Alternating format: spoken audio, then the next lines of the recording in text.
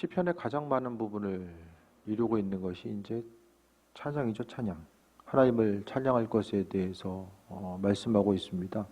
그분을 찬양하는 것 자체가 우리에게 있어서의 기쁨을 이야기하는데, 먼저 전체적인 구조를 좀 말씀드릴게요. 147편 1절에 보면 할렐루야, 우리 하나님을 찬양하는 일이 선하며 찬송하는 일이 아름답고 마땅하도다. 하나님을 찬양하는 것이 마땅하다고 1절에서 이야기하고요. 그 다음에 7절 보면 감사함으로 여호와께 노래하며 수금으로 하나님께 찬양할지어다라고 중간에 또 찬양이 들어가요. 그 다음에 12절에 예루살렘아 여호와를 찬송할지어다, 시온아 내 하나님을 찬양할지어다. 그러니까 이게 이제 그 세 부분 1절과 7절과 12절이 하나님을 찬양하라고 하는 핵심적인 뼈대예요.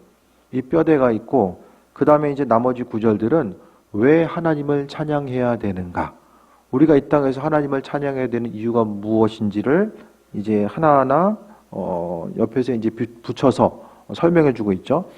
그러면서 첫 단어 147편 1절이 할렐루야로 시작돼서 20편의 마지막이 할렐루야로 끝나게 되죠. 그 핵심은 여호와를 찬양하라. 할렐루야가 무슨 뜻인지 아시죠? 예? 여호와를 찬양하라. 하나님을 찬양하라가 이게 할렐루야라는 뜻이잖아요. 그래서 오늘 본문 가운데서 이 그 시편 147편의 이게 시편 저자는, 시편 기자는 처음부터 끝까지 하고 싶었던 얘기가 하나님을 찬양하라고 하는 그 믿음의 고백 자체를 계속해서 강조하고 있는 거야. 그래서 시편이 그냥 쓰여진 게 아니라, 계속 말씀드리지만은 그 하나님께서 허락하신 은혜 가운데 그 말씀을 잘 전달하기 위해서 나타난 거고요. 그 다음에 이제 시편을 조금 더 하나님 말씀을 암송하기 편하게 하기 위해서 이렇게 뼈대를 딱 세우고 그 뼈대 가운데다가 이 살을 계속해서 이제 붙여주고 있으면은 그것 가운데서 이제 암송하기가 훨씬 수월하게 되는 거죠. 그래서 성경 전체는 보고 읽기 위해서가 아니라 이 암송하기 위해서 이제 쓰여지고, 그 암송이 하기에 편한 상태로 이제 하나하나 구절이 맞춰졌다고 생각하시면 돼요. 하나님을 좀 찬양하셨습니까? 오늘 하루의 삶을 통해서 하나님 찬양하셨습니까? 찬양하는 게 싫으면 천국도 천국이 아니라고 그랬죠. 우리 천국 가서 먹고 맨날 하는 게 찬양일 수도 있어요. 여기서 찬양에 취미가 없는 분들은 취미를 좀 가져보세요.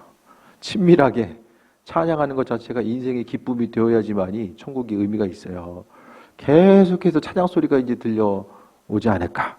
그것이 이제 천국의 모습이 또 우리의 삶의 여정 가운데 되어야 되는데, 마땅히 하나님 우리를 하나님 찬양하는 데 합한 자로 소리를 불러주셨기 때문에 우리가 해야 될 것은 하나님을 높이고 찬양하는 것. 그럼 찬양이 나올 수 있는 것은 어떻게 나올 수 있습니까? 찬양은 그 은혜에 대해서 감사하는 사람들, 하나님이 우리 인생 가운데 지금 무엇을 어떻게 행하고 계신지에 대해서 인지하고 있는 사람들은 날마다의 삶이 감사하고, 그 감사가 찬양을 통해서 하나님께 표출될 수밖에 없습니다. 이것저것 한 가지 한 가지를 볼 때마다 물론 좀 아쉽고 어려운 일도 있겠지만은, 하지만 그 가운데서 하나님께서 우리에게 허락하신 것들, 은혜와 충만함과 풍성함으로 허락하신 수많은 것들이 있잖아요. 그것에 대해서 우리는 하나님을 찬양하면서 나아가야 됩니다. 그리고 주님 보시기에 합한 자로서의 삶의 모습을 가져야 되고요. 또 우리를 향해서 베풀으신 하나님의 사랑과 은혜가 무엇인지를 깨달아 알고 그분 기뻐하시는 삶을 살아가야 됨을 말씀드립니다. 2절 봅니다. 여호와께서 예루살렘을 세우시며 이스라엘 흩어진 자를 모으시며 상심한 자들을 고치시며 그들의 상처를 싸매시는도다 라고 합니다. 2절을 보니까 대충의 이제 오늘 시편의 연대가 나와요.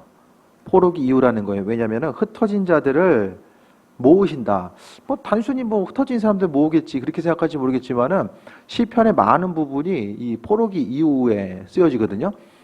그래서 이제 오늘 본문 가운데서도 하나님께서는 나라가 망하고 흩어져 있는 자들을 모으시는 분이다. 왜 하나님을 찬양해야 되는가? 첫 번째 이유 자체가 하나님은 예루살렘을 세우시고 흩어진 자들을 모아주신다. 한 사람 한 사람 흩어진 자를 하나님께서 모으시고 인도하신다라는 거예요. 그러니까 우리의 삶을 통해서 분열되는 거는 사단의 역사입니다. 분열시키는 거. 네. 교회가 분열되는 것도 사단의 역사고요. 공동체가 분열되는 것도 다 사단의 역사입니다. 하나님은 협력해서 선을 이루라고 말씀하셨지 분열하는 것을 또 싫어하시거든요. 그러니까 마음속에 어떤 분열됨에 있어서의 생각이 있을 때 이것은 사단의 생각이다. 그것에 대해서 바로 좀 인지할 수 있어야만 합니다. 그리고 하나님은 상심한 자들을 고치시고 상처를 싸매신다. 우리의 상처가 있을 때에 그 상처는 하나님과의 관계성 가운데서 해결받아야 된다는 것을 말씀하고 있습니다. 그 상처가 해결이 안 되면요, 사람의 몸에 질병이 있으면요, 면역력이 뭐 대상포진 같은 것도 마찬가지잖아요. 항상 이렇게 잠복해 있다가 면역력 약해지면 이렇게 올라오는 것처럼 사람이 좋을 때는 좋은데 어려운 일이 있을 때 이 마음의 상처가 올라와요. 내 연약한 심령을 뚫고 계속해서 이 상처들이 올라와서 나를 찌르는 역할을 계속해서 하게 됩니다. 그러니까 내 안에 상처가 올라왔을 때에 우리가 해야 될 것은 하나님께 찬양으로서 주께 영광 돌리는 그 귀한 삶을 살고자 하는 거예요. 그래서 찬양은 은혜가 있고 또 능력이 있고 그 찬양을 통해서 치유와 회복이 나타나고 찬양을 통해서 상심되는 이 모든 것들이 은혜와 충만함으로 채워질 수밖에 없다라는 것을 말씀드립니다. 그래서 우리의 삶의 정건 하나님은 찬양을 통해서, 그러니까 시편 기자들도 대부분 어려운 일이 있을 때 하나님께 탄식하기도 하지만 또 어떻게 합니까? 찬양으로서 영광 돌리잖아요. 주께 찬양하고 주께 영광 돌리는 삶. 그러니까 힘들고 어렵습니다. 그게 아니라, 그래서 지난번에 말씀드렸던 것처럼 어두움이 있을 때, 내 안의 어두움은 이거 어두움 어떻게 이거 쓴뿌리, 심령 가운데 쓴뿌리 어떻게 캐낼 수 있을까?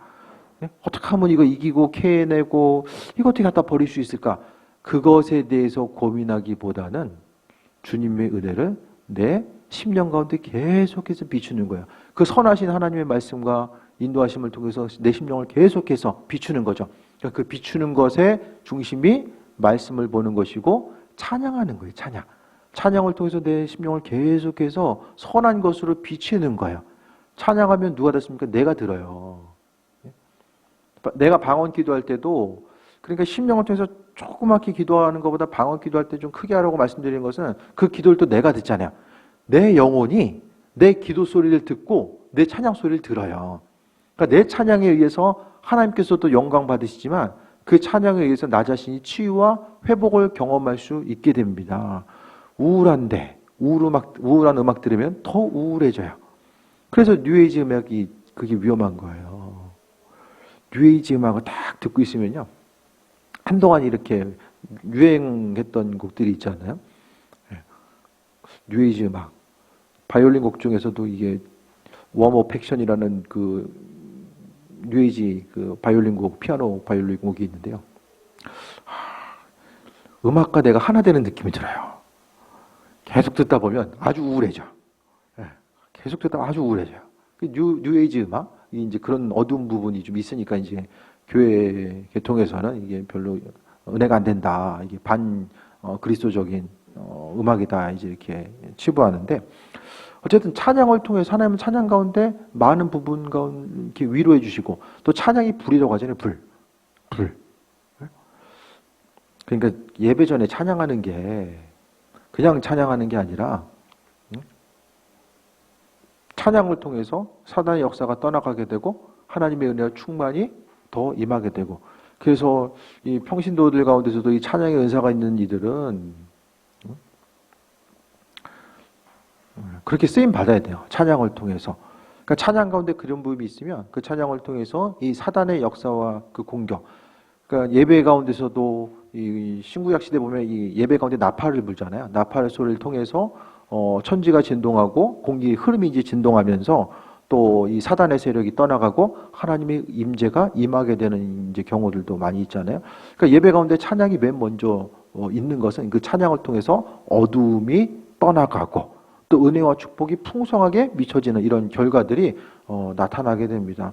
그래서 우리 교회도 좀 기름 부음이 넘치는 이 찬양 사역자들이 더 좀 세워져서 예배가 조금 더 은혜 가운데 충만하게 나아갈 수 있도록 각자 이제 맡은 바 그런 부분이 이 찬양 가운데 먼저 이렇게 선행되어서 그 찬양의 기름 부음이 잘 흘러가는 그런 예배가 아주 중요합니다. 그리고 4절 보면 그가 별들의 수요를 세시고 그것들을 다 이름대로 부르시는도다. 그리고 우리 주는 위대하심의 능력이 많으시며 그의 지혜가 무궁하시도다. 별들을 어떻게 세요? 사람이. 예? 눈에 보여지는 사람은 못 세잖아요. 그 수십억, 예? 수백억 개. 사람이 셀 수도 없을 만큼의 수많은 별들을 하나님께서는 세시고 또 이름을 부르신다. 이름을 부른다는 게 뭐냐면요. 내가 이름을 지어주잖아요.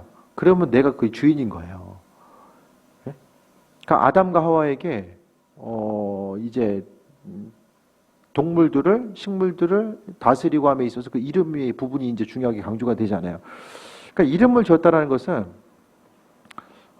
부모가 자녀에게 보통 이름을 지어주잖아요. 마찬가지로 이름을 지었다는 것은 별들의 이름을 지었다는 것은 하나님이 그 별들을 만드셨다는 거.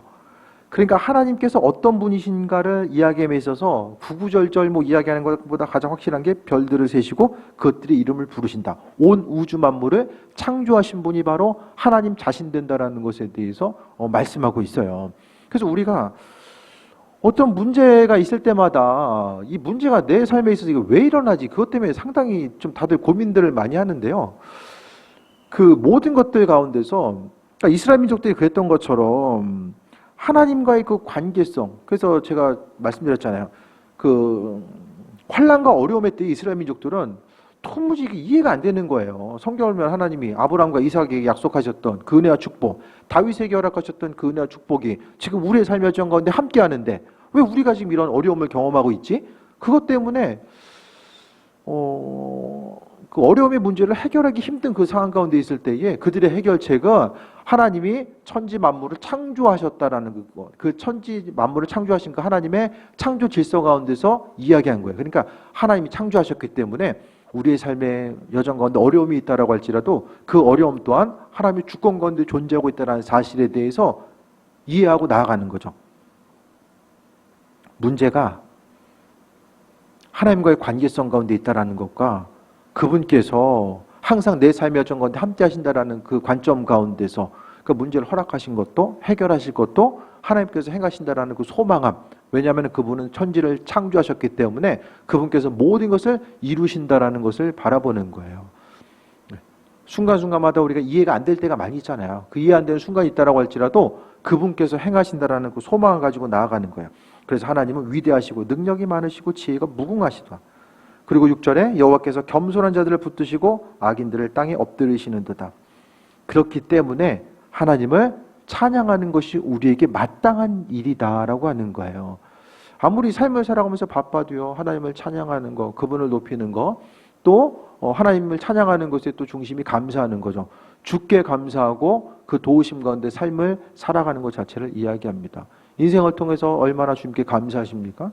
그러면 감사함에 대해서 마음으로 주님께 표현하고 또 날마다의 삶을 기쁨과 소망 가운데 살아가는 것, 또 그분께 찬양 드리는 귀한 삶을 살아가는 거예요. 그 다음에 7절 중간에 보면 또 감사함으로 여호와께 노래하며 수금으로 하나님께 찬양할지어다. 감사함으로 여호와께 노래하라고 말씀하고 있죠. 찬양에 있어서 핵심은 감사입니다. 앞서 서두에 말씀드렸던 것처럼 감사해야 돼요. 감사가 없으면 찬양할 수가 없어요. 감사가 없으면 찬양할 수가 없어요. 그러니까 찬양을 잊어버리고 내 삶에 있어서 주님을 생각하는 마음이 없어지면은 감사가 점점 더 내 삶에 있어서 어떤 중심을 잊어버리는 거죠. 기쁘고 행복한 삶. 오늘도 친구 목사님한테 인생 좀 행복하게 살았으면 좋겠어. 제가 좀 얘기를 해줬거든요. 행복하게 살아라. 삶이 행복해야지 뭐 좀 목회도 좀 행복하게 하죠. 그렇지 않습니까? 인생 행복하게 사는 거. 신앙생활하면서 좀 행복하십니까? 믿음 생활하면서 행복한 거. 그러니까 아까 전에 이제 오늘 서동석 성도님을 잠깐 만났는데 이 팬데믹의 상을 이야기하면서 본인이 생각하시기에도 이 마지막 때가 온 게 맞는 것 같다. 상황을 봤을 때 이건 재앙이다.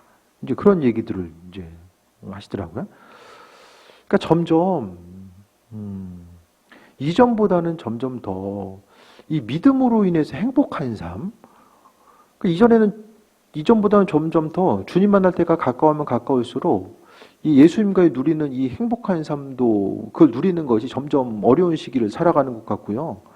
고난 가운데서도 정말 주님께서 함께 하신 은혜에 대한 그 갈급한 마음을 가지고 붙잡고 나아가지 않으면 그 인도하심 받고 살아가는 것이 정말 어려운 시대구나. 그래서 기도함에 있어서도 주를 향해서 하나님 좀 신앙인들 또 주변의 목사님들이 이전보다 조금 더 주님과의 관계성 가운데서 좀 행복한 삶을 살고 그 행복함이 주변을 향해서 조금 더 전달됐으면 좋겠습니다. 어제 좀 그런 기도를 좀 했던 것 같아요. 그 주를 향해서 감사하는 마음, 우리 한 사람 한 사람이 하나님 보시기에 주께 찬양하면서 감사로서 주께 영광 돌리고 앞으로 나아가는 거죠. 그래서 근데 시편에서 하나님을 찬양하는 건요, 날마다 기쁘고 신나서 찬양했던 것도 있겠지만 그것보다는 환난과 어려움 가운데서 찬양하는 예들이 훨씬 더 많이 보이거든요. 보여진 환경, 그러니까 포로기의 환경들, 이스라엘 민족 공동체 가운데서 이 어려움의 시기를 이들은 찬양으로서 하나님을 찾고자 했고요. 감사하려고 했고, 하나님이 누군지에 대해서 피부로서 더 깊이 깨달아 알고자 했었던 그 마음의 열정들이 있었습니다. 그래서 여호와를 찬양하라 했을 때에 그냥 기쁘고 신나서 찬양했겠지. 그게 아니라 주님의 도우심과 인도하심, 그 은혜에 대해서 바라보고, 현실은 어렵지만은 주께서 하실 것에 대한 이 소망을 바라보면서 찬양으로서 아버지께 나아갔다는 사실 또한 보게 됩니다. 그럼 하나님 또 어떤 분이시기 때문에 감사해야 되는가? 8절부터 보면 그가 구름으로 하늘을 덮으시며 땅을 위하여 비를 준비하시며 산에 풀이 자라게 하시며 들짐승과 우는 까마귀 새끼에게 먹을 것을 주시고, 그 지금 뭘 이야기하고 있어요? 하나님이 하나님을 찬양해야 되는 이유 자체를 들면서 가장 많이 나온 부분이 뭐죠? 하나님이 창조주라는 거예요. 하나하나 하나님께서 다 창조하신 거, 하늘의 별의 이름, 또 별을 세시고 별의 이름과 또 구름뿐만 아니라 들짐승과 새끼에게 먹을 거, 까마귀 새끼에게 먹을 거를 주시고, 하나님께서는 천지 만물을 다스리시는 주인 되심으로 인하여서 우리가 그분께 찬양하고 영광 돌려야 됨을 말씀하고 있습니다. 그러니까 우리가 하나님의 그 주권적인 역사 가운데서 삶을 살아가고 있다라는 그 사실만 인정이 되면 마음에 조금 더 여유를 가지고 살아갈 수 있게 됩니다. 그러니까 내가 하나님과 그 관계가 단절된 것이 아니라 그분께서 만들어 놓으신 무대 아래서 우리가 우리 각자의 역할을 감당하고자 했을 때에 우리가 하고 싶은 대로 움직이는 것이 아니라 그분께서 나의 삶을 이끄시고 인도하시며 그분의 장중 안에 그분 천지가 다 그분께서 만들어 놓으신 이 창조 세계잖아요.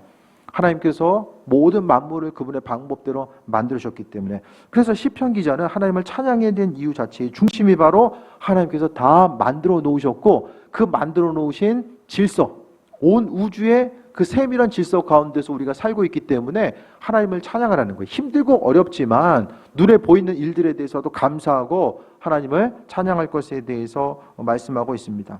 10절에 여호와는 말의 힘이 세다하여 기뻐하지 아니하시며 사람의 다리가 억세다하여 기뻐하지 아니하시고, 왜? 창조주이기 때문에 눈에 보이는 어떤 환경의 변화, 또 어떤 사람이 잘하고 못하고 그것이 아니라 부족한 부분은 믿음 있는 사람들을 통해서 하나님의 하나님 방법대로 채우시기 때문에 사람이 뭘 더하고 덜하고 능력 있고 없고가 하나님에게는 별로 중요하지 않은 거예요. 여호와는 11절 보면 자기를 경외하는 자들과 그의 인자하심을 바라는 자들을 기뻐하신다. 하나님을 높이고 또 하나님의 이끄심과 인도하심을 바라보는 그 사람들을 향해서 기뻐하신다라고 말씀하고 있습니다. 그리고 마음과 생각이 항상 하나님을 향해서 다 고정되어 있는 거예요. 해바라기가 해를 향해서 고개를 돌리는 것처럼 우리의 심령 자체가 주를 향해서 인도하심 받아 나아가는 부분들에 대해서 말씀하고 있습니다. 그래서 삶의 순간순간마다 기뻐함에 대해서 또 이야기하는 거죠. 삶의 기쁜 일, 요즘 기쁜 일 뭐 있으십니까? 기쁜 일.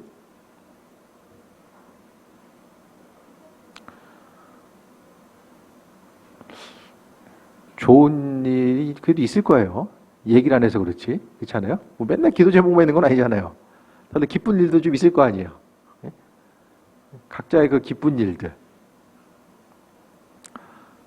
오늘 배단위교회 강영구 목사님이 어제부로 논문이 끝나가지고 페이스북에다가 이게 논문 사진을 딱 올리셨더라고요. 이제 엄청 기쁘실 거예요. 4년 동안 거의 죽을 고생하셨는데 이제 아주 신나실 텐데. 그냥 뭐 한 달 가겠습니까? 예? 예, 한 2주 가면은 그냥 또 그 다음 것들이 이제 싹 밀려오니까 이제 그러고 사는 거죠. 그 삶을 통해서 하나하나 여러 가지 일들 가운데서 우리가 해야 될 것은 하나님의 베풀어 주신 것들에 대해서 감사하고 그 안에서 주님 허락하신 것들을 그러니까 감사하는 이들에게 하나님 주신다라는 거 어떤 사람들에게 주시는가 주신 것에 대해서 감사하고 만족감을 누리고 또 주께 영광 돌리는 일을 원하는 사람 그러니까 하나님을 그분을 향해서 영광 돌리는 한 사람 한 사람을 찾기를 원하고 계시거든요. 주님 기뻐하신 일들이 무엇일까를 날마다 기대하고 또 그분 공급해 주시는 것을 가지고 삶을 살고자 하는 한 사람 한 사람을 기뻐하신다라는 거예요. 그래서 아버지께서 주신 것들이 무엇인지를 잘 생각하고 또 주님 주신 것들을 잘 관리하고 누리는 거. 그러니까 제자리에 머물러 있기보다는 항상 시간이 가면 갈수록 아버지 보시기에 합한 자로서의 삶을 어떻게 살아갈 수 있을까를 좀 돌아봐야 됩니다.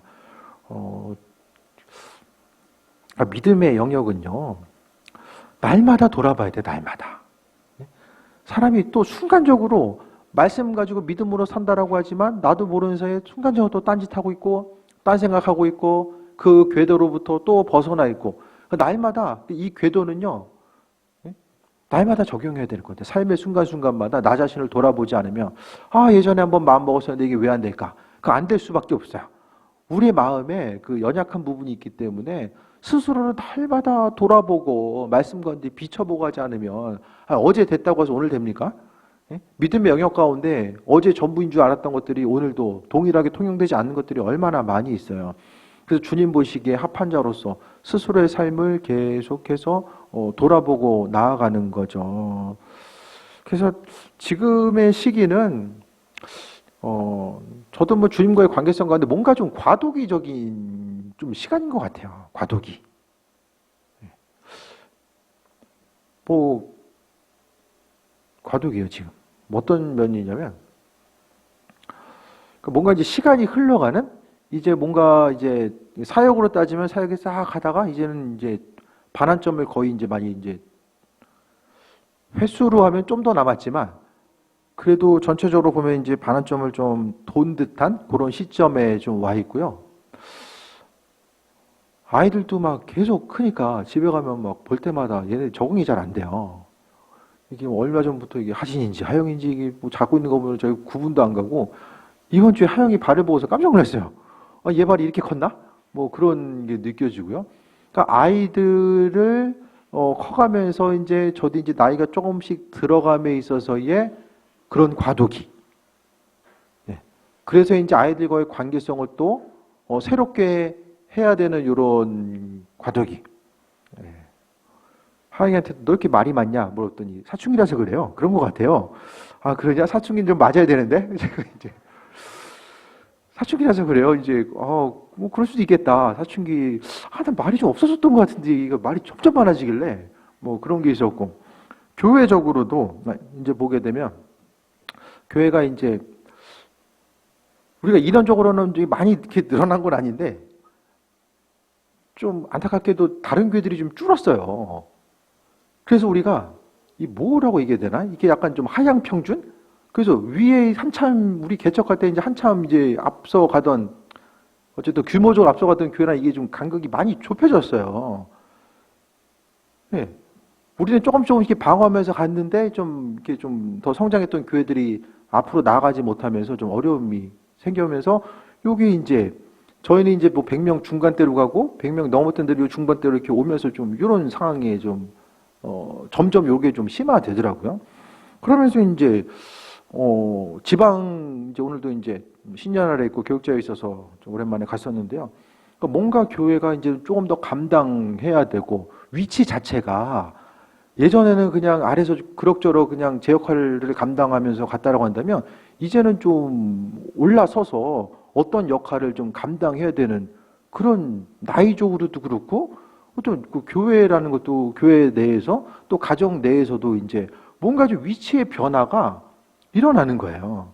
그래서 그 위치의 변화에 맞게 뭐 보여지는 것도 영적인 것이든 육적인 것이든 간에 이런 부분들을 어떻게 좀 적응하고 적용하면서 나아갈 수 있을까에 대해서 이런 부분들이 하나하나 좀 요즘엔 좀 이렇게 과도기적인 것들이 다가오면서 전체적으로 이제 그 가운데서도 하나님 마음에 합한 자로서의 삶을 살아가는 것 자체가 이 무엇인지에 대해서 한 번 더 좀 돌아보는 그런 시기인 것 같아요. 그래서 무엇보다도 이 주님과의 관계성, 관계. 제 신앙의 정체성은 관계 신학인 것 같아요. 관계 신앙, 관계. 주님과의 관계, 이웃과의 관계. 이게 제일 중요해요. 저는 믿음 생활을 관계로 표현하고 싶어요.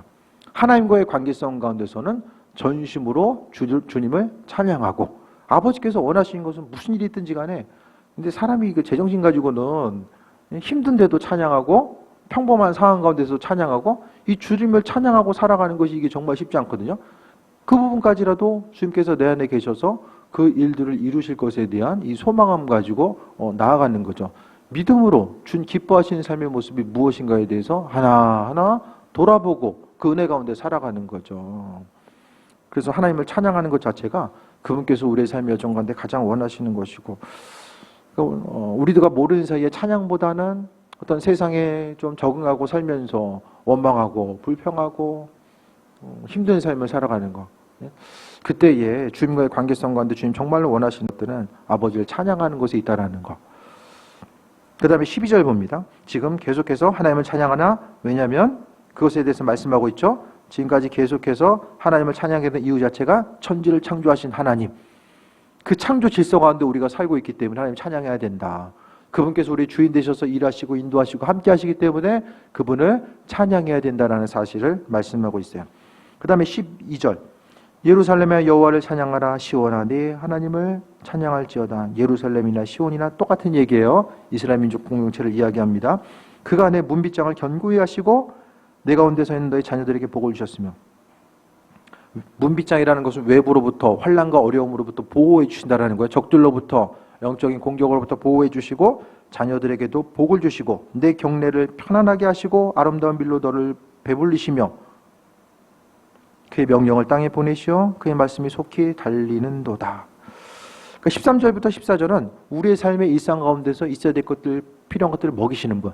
천지를 창조하신 하나님일 뿐만 아니라 그분은 창조주 하나님이 우리의 삶에 있어서 입을 것, 먹을 것들을 거기에 관심을 기울이고 계신다라는 것에 대해서 말씀하고 있어요. 그러니까 하나님 주시는 것들에 대해서 하나님이 뭐 내 인생 가운데 관심이 있으실까? 무엇을 행하는 것, 또 무엇을 누리는 것, 그런 부분에 대해서 관심을 기울이고 계실까? 그런 것에 대해서 좀 생각을 하게 되잖아요. 그러나 하나님은 창조주 하나님으로서 우주만 바라보면서 별자리만 보시는 것이 아니라 우리 한 사람 한 사람을 지켜봐주고 계시고 은혜와 충만함, 그 세밀한 관심을 기울이고 계시는 분이기 때문에 하나님을 찬양해야 된다라고 시편 기자는 이야기하고 있어요. 그러니까 시편 기자가 그 믿음으로 고백하는 그 깊이, 그러니까 147편, 8편, 9편, 140, 150편 다 이 하나님을 찬양함에 있어서 아주 핵심적인 찬양시로서 이제 나오게 됩니다. 15절 다시 한번 볼게요. 그의 명령을 땅에 보내시니 그의 말씀이 속히 달리는도다. 하나님 말씀 우리에게 주셨어요. 말씀이 속히 달리고 있대요. 왜 달리고 있죠? 그분의 일들을 성실하게 행하고 계시는 거죠. 그러니까 말씀을 통해서 지금도 일하고 계신 거예요. 그래서 시편뿐만 아니라 성경 말씀을 한 구절 한 구절을 기억하고 그 은혜 가운데 삶을 살아가는 것 자체를 이야기합니다. 믿음 생활들, 그러니까 참 요즘에는 뭘 어떻게 해야 되는가, 이 시대 가운데서 다들 고민이 있잖아요. 이 믿음 생활을 수요일 날도 좀 비슷한 말씀 드렸던 것 같은데 어떻게 하는 게 믿음 생활을 잘하는 거냐, 이 목회해야 하는 것도 어떻게 하는 것이 이제 목회를 잘하는 거냐, 이런 부분들, 그러니까 어떤 그 일률적인 기준을 가지고 나아가기가 정말 좀 어려운 시기가 된 것 같아요. 하나님 허락하신 은혜 가운데 인도하심 통해서 이제 살아감에 있어서 어떤 것이, 어떻게 목회하는 것이 주님 기뻐하시는 것, 또 여러분들도 마찬가지죠. 평신도로서 어떻게 살아가는 것이 주님 기뻐하신 일인가? 그리고 삶을 통해서 어떤 것들을 누리고 살아가는 부분들도 마찬가지예요. 우리가 어느 부분까지 어떻게 누리는 것이 우리에게도 기쁨이 되고 주께도 영광이 되는가? 그런 부분을 보게 됩니다.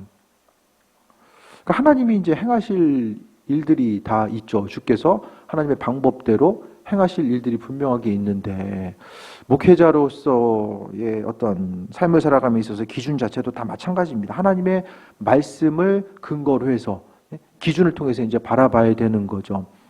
아, 이분은 이런 게 맞다라고 하고 저분은 저런 게 맞다라고 하고 다양하게 이제 이야기되는 부분들이 많이 있거든요. 그 가운데서 하나님 기뻐하신 일들이 무엇인지에 대해서는 이 말씀의 온전한 기준을 통해서 바라볼 수 있어야만 합니다. 그러니까 순간순간 우리가 이 시대는 시대적으로 더욱더 이제 주님께 질문하고 답을 얻지 않으면은 이게 점점 어려운 시기인 것 같아요. 어떤 정보도 남한테 이렇게 얘기를 들어가지고 뭔가를 좀 이렇게 적용하기에는 전문가들이라고 이야기하는 수많은 사람들의 이야기를 듣는다라고 할지라도 그것을 막상 내 삶의 여정 가운데 그것이 어떤 영역이든지 간에 이걸 적용하고 살아가는 것 자체가 이게 너무 쉽지 않은 시대를 살아가고 있다는 것에 대해서 또 보게 됩니다. 믿는 자로서의 삶을 살아가는 것, 또 하나님의 도우심과 인도하심을 통해서 삶을 살아가는 것 자체, 이 모든 것들을 볼 때마다 이 기준을 스스로 하나님 말씀을 통해서 채우고 또 그 예비하심을 가지고 살아가는 것, 그것 자체를 이야기합니다. 근데 이 땅에서도 우리가 비근한 예를 뭐 하나 들면은 목회함에 있어서도 제가 한 주 사이에 이제 두 목사님을 만났잖아요. 어떤 뭐 예를 들어서 이제 눈에 보이는 재정적인 걸 생각했을 때에 한 분은 노후 준비가 전혀 안 돼 있는 그분이 이제 계시고 그러면은 이제 지지난주에 한번 말씀드렸잖아요. 세상에서 힘들지만 모든 것들을 좀 어려워도 나중에 이제 주님 보시기에 천국에서 모든 것을 다 누리는 게 목회자로서의 이제 맞는 거냐. 그런 부분을 좀 한 번 더 생각해 보게 되고 또 한 분은 모든 것이 다 이제 완벽하게 준비되어 있고 또 하나님께서 또 사람을 붙여주셔서 자녀들이 이제 미국 유학까지 이제 다 두 자녀가 마친 거예요. 근데 그게 뭐 억지로 하거나 뭔가 부담이 아니라 한 분이 자녀 교육을 어쨌든 위해서 비용을 대주신 거예요. 교인 중에 한 분이. 예.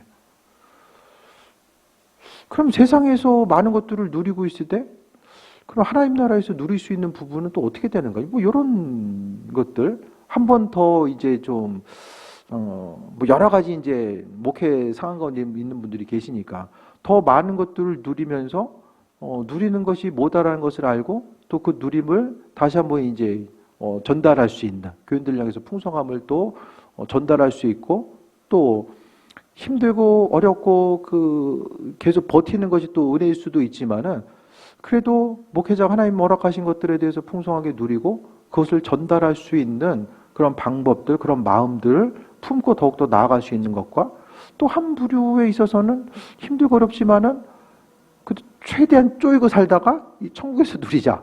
이런 부분들을 가지고 살아가는 이런 목사님들도 또 이제 있으니까요. 그러니까 여러 가지 이제 모습이 있는데 이것저것 떠나서 어쨌든 하나님의 말씀이 달리고 계신다니까 그 달리고 계신 하나님의 말씀을 붙들지 않으면 또 그런 부분이 있죠. 각자에게 주신 사명과 달란트가 있으니까 그것에 맞춰가지고 또 움직이는 게 중요한 것 같아요. 그러니까 억지로 막 누리고 싶어서 누리는 것이 아니라 주님께서 은혜로 주시는 것들을 받아 누릴 수 있는 그런 은혜들이 있잖아요. 하나님은 분명하게 경내를 평안하게 하시고 아름다운 밀로 너를 배불리시며 아버지께서 우리에게 은혜로 분명히 주시는 것들 세상에서 날마다 이렇게 힘들거렸고 고통만 당하라고 그러지는 않는 것 같아요. 주님도 우리 인생이 행복하게 원하시고 있어야 될 것들 필요한 건 아시니까. 대부분 이제 교회들 보게 되면 죽도록 고생하시고 천국에서 누리세요? 그러면은 맨날 그렇게 기도하면 교회에서 몇 분이나 남아 계실까 모르겠어요. 다들 그것보다는 이 땅에서 더 누리고 천국에서도 더 많이 누리세요 하면 다들 이제 그걸 좀 더 좀 소망하는 면이 있겠죠. 근데 어쨌든 간에 하나님은 하나님의 방법대로 일하시고 인도하시고 우리를 향하신 하나님 어떻게 사용하기를 원하시는가, 그 부분에 대해서 좀 마음에 중심을 두는 게 좋을 것 같아요. 17절 보겠습니다. 16절. 눈을 양털같이 내리시며 서리를 재같이 흩으시며 우박을 떡 부스를같이 뿌리시나니 누가 능히 그의 추위를 감당하리요. 오늘 시편 기자는 이거 자연 우주 만물 계절의 변화, 이 모든 것들이 다 이거 하나님께서 잡고 계시는구나, 그것에 대한 확고한 믿음이 있으니까 하나님을 찬양할 수밖에 없는 거예요. 18절에 그의 말씀을 보내사 그것들을 녹이시고 바람을 불게 하신즉 물이 흐르는도다. 하나님이 말씀을 통해서 하나하나 그 온 우주를 창조하신 하나님이 말씀을 통해서 구석구석 지금도 역사하고 계시다라는 거. 그러니까 삶을 통해서 하나님의 뜻이 무엇인지를 분별하기 힘들다면 이 말씀을 통해서 나에게 뭐라고 말씀하시는가, 그 부분을 이 성경 말씀 또 보여지고 들려지는 것을 통해서 그분의 말씀이 무엇인지를 잡으려고 하고 깨달아 알고자 하는 그 마음의 중심이 있어져야 됩니다. 19절에 그가 그의 말씀을 야곱에게 보이시며 그의 율례와 규례를 이스라엘에게 보이시는도다. 지금 뭐가 연결되죠? 찬양과 하나님의 말씀이 강조되죠. 찬양과 말씀. 찬양과 말씀이 강조돼요. 결국 말씀을 통해서 하나님이 누구인지를 깨달아 아는 사람들이 찬양할 수 있다는 거예요. 말씀 가운데 하나님이 누구인지를 깨달아 아는 사람들. 억지로 찬양하는 거, 옆 사람 찬양하기 때문에 하고, 그게 아니라 말씀을 깊이 묵상한 가운데 하나님이 어떤 분이시구나, 그 한 구절을 통해서, 그러니까 말씀 한 구절을 통해서 하나님의 그 본체와 본질에 대해서 다 깨트려 알 수 있거든요. 말씀 한 구절에도 다 하나님 것이기 때문에 그분께서 그분의 선하신 뜻을 우리에게 비춰주고 계시기 때문에 우리가 모든 것을 깨달아 알 수 있는 그 은혜와 풍성함을 누리게 된다는 것에 대해서 언급하고 있는 거예요. 그래서 20절에 그는 어느 민족에게도 이와 같이 행하지 아니하셨나니 그들은 그의 법도를 알지 못하였도다. 하나님 때로는 예수님 믿기 때문에요, 어려움 당할 수도 있어요. 안 당해도 되는 어려움을 예수님 믿기 때문에 그분께서 우리를 다루어 가시기 위한 그 하나님 말씀에 놓으신 그 무대 위에 우리가 올라서 있기 때문에, 그 무대 위에 있기 때문에 우리가 당하는 고난이 있을 수 있어요. 근데 그 고난은요, 고난으로 위장된 축복이죠. 하나님께서 우리를 정금같이 만드시기 위한. 욥이 잘못해가지고 고난받은 거 아니잖아요. 욥이 하나님의 사람인데 하나님이 욥에게 좀 욕심이 있었던 것 같아요. 더 잘 되기를 하나님의 백성으로서 조금 더 정금같이 다듬고자 하는 그 마음, 욥을 향한 마음, 그 사랑이라고 볼 수 있는 거죠. 우리도 마찬가지입니다. 조금 더 쉽고 편한 환경 만들어주시면 내가 죽게 더 달려갈 수 있을 것 같은데 조금만 좀 더 편하게 조금만 더 해주시면 참 좋을 텐데라는 생각들이 있잖아요. 근데 하지만 하나님의 생각, 하나님의 생각, 그분의 길, 그런 부분에 대해서 우리가 돌아봤을 때에 하나님은 분명한 계획이 있으시고 그 계획 가운데 우리가 살아가고 있음을 믿음으로 고백하고 있고, 또 하나님이 선택한 민족들에게 그분의 뜻과 인도하심을 비춰줬다는 사실을 오늘 본문을 통해서 또 발견하게 됩니다. 그러면서 하나님을 알지 못한 이들은 그 법을 또 알지 못한다라는 것을 이야기합니다. 그래서 할렐루야로 이제 끝나게 돼요.